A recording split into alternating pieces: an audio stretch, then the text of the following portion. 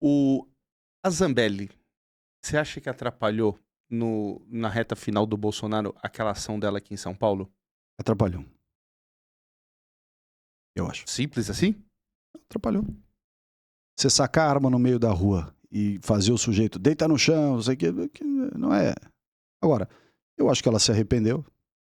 Hoje, ela com certeza faz um meia-culpa disso. Acho que teve 3 fatores que prejudicaram a eleição do Bolsonaro na reta final. A equipe do Paulo Guedes deixou vazar uma discussão idiota de desindexação do salário mínimo da inflação. Lembro. Discussão idiota. O Bolsonaro não ia autorizar isso nunca. Então, não precisava nem ter discutido. Foi discutir algo que não devia, correu um risco dessa discussão ser tornada pública, foi tornada pública e ela prejudicou muito o Bolsonaro. Aquela barbaridade que o Roberto Jefferson fez de atirar na polícia, aquele vídeo, não saio daqui, não sei o que, palhaço. 5 minutos depois se entregou. E a Zambelli? E o negócio da Zambelli. Essas 3 coisas devem ter tirado do Bolsonaro esses 2 milhões de votos que foram a vantagem do Lula na conta final. Tão simples quanto isso. Acho que dessa diferença não tem nada de pandemia, da atuação dele na pandemia? Não, a pandemia fez com que ele não tivesse 80% versus 20% dos outros. Porque se o Bolsonaro, na pandemia, tivesse agido como um pouquinho diferente, ele, em vez de ter 50% ou 48%, que foi o que ele teve, né? Ele teria tido 80%. O que você acha de um erro dele na pandemia? O problema é o seguinte, o Dória, pelas traições que ele fez ao Bolsonaro, despertou no Bolsonaro um ódio político tremendo. E a turma ficou, de certa forma, pondo lenha na fogueira ali em volta com essa discussão toda. E o Bolsonaro, porque estava bravo e com razão com relação ao Dória, confundiu um pouco a discussão das coisas da pandemia, dos procedimentos, de vacina, de máscara e tudo mais, com a figura do Dória. Agora, muitas coisas que o Bolsonaro falou são verdade. Que a máscara não é algo assim de eficácia absoluta, como a turma da ciência ficava dizendo, é verdade. Que o isolamento social não era uma medida efetiva, principalmente num país pobre como o nosso, também é verdade. A questão da vacina, que eu acho que se ele tivesse dito, olha, eu não vou impor a obrigatoriedade da vacina, mas estou comprando todas as vacinas, que foi o que ele fez. Toma. Ele comprou todas as vacinas, ele pagou todas as vacinas e em nenhum minuto, nenhum momento, ele boicotou a compra da vacina. Ele falou, não, pode comprar, tal, eu sou contra a obrigatoriedade, ponto final. Só que ele estava tão,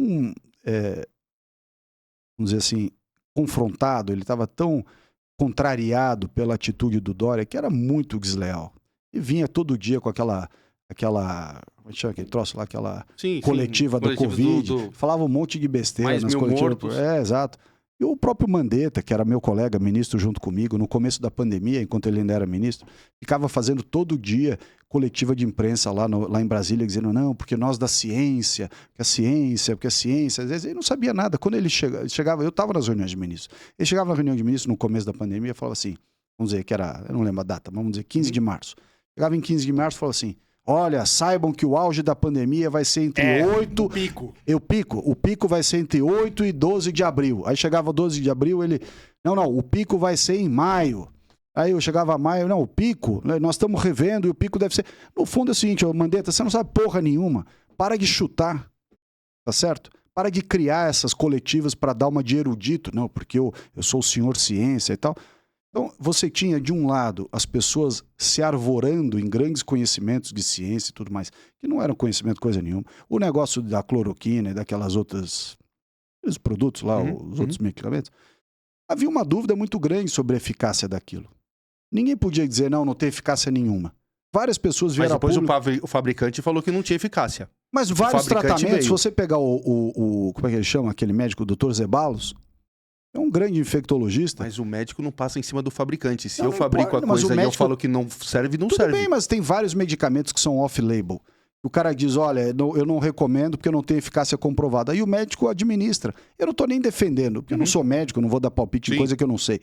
Eu estou só dizendo que assim, a maneira como se tratou o tema durante o governo Bolsonaro era assim, tudo que o Bolsonaro falava era um absurdo, e tudo que o outro lado falava era quase como se a Madre Teresa tivesse descido à terra e tivesse falado as coisas, eram assim, intocáveis, inquestionáveis. Numa democracia, você pode expor as suas opiniões.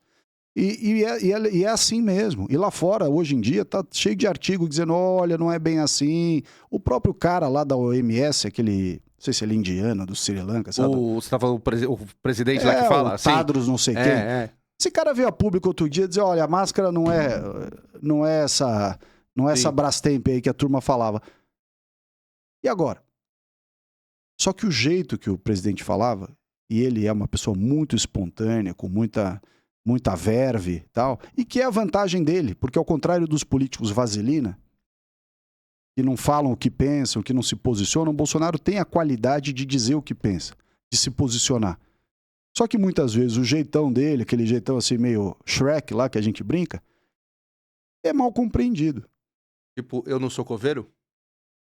Mas ele não falou nesse sentido. Ele falou um negócio assim meio, não enche meu saco. A pessoa estava enchendo o saco dele até não poder mais. Chega uma hora que o cara perde a paciência, entendeu? Ele não tem sangue de barata. Uhum. Mas ele é o cara que vai lá, abraça as pessoas falam dele, pô, o cara tem um puta calor humano, abraça as pessoas, brinca, faz, e não é fingimento. Ele é assim, com a câmera ligada, com a câmera apagada. O Bolsonaro é ele mesmo.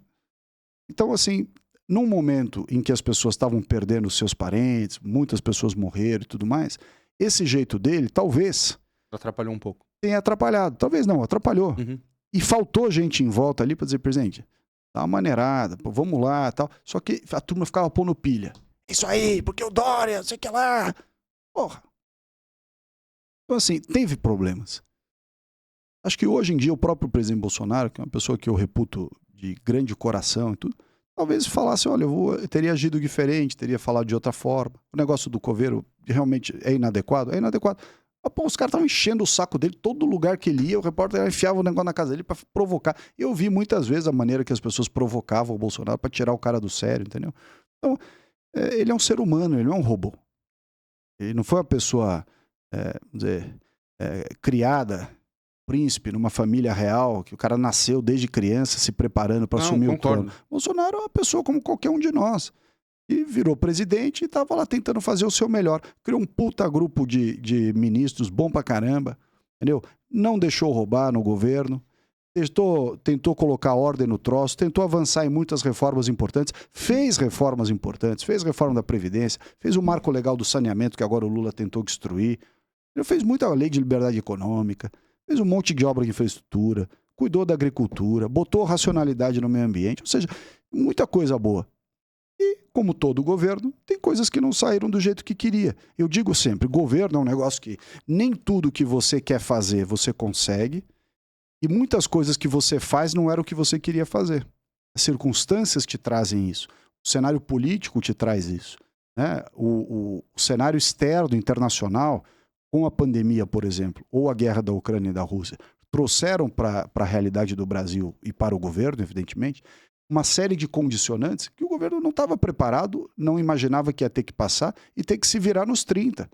Né? Lembrando que nós herdamos um país, depois de 22 anos de esquerda no poder, quebrado. E mesmo assim, o Brasil foi um dos que menos caiu o PIB, um dos que mais rápido recuperou, já estava subindo fortemente a taxa de emprego formal, agora está caindo, graças ao Lula. Então, assim, tem coisas muito boas no governo, por exemplo, Bolsonaro. Tem outras não tão boas. Mas paciência, o governo é assim.